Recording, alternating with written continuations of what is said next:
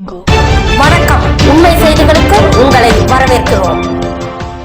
நெல்லை பழையப்பேட்டையில் இசக்கியம்மன் கோவில் எதிரில் எஸ்பிடி வெடிக்கடை அருகில் வாரம் வெள்ளிக்கிழமை தோறும் மாலை 5 மணி முதல் இரவு 10 மணி வரை SPK காய்கனி மற்றும் பழங்கள் வாரச்சந்தை செயல்பட்டு வருகிறது. 4ஆம் ஆண்டு துவக்க விழாவை முன்னிட்டு சிறப்பு விற்பனை நடைபெற்றது.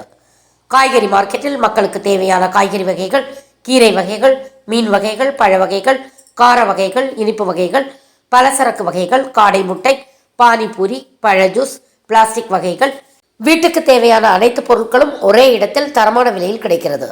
பொதுமக்கள் அனைவரும் வருகை தந்து தங்களுக்கு தேவையான பொருட்களை வாங்கிச் செல்லுமாறு கேட்டுக்கொள்ளப்படுகிறார்கள்.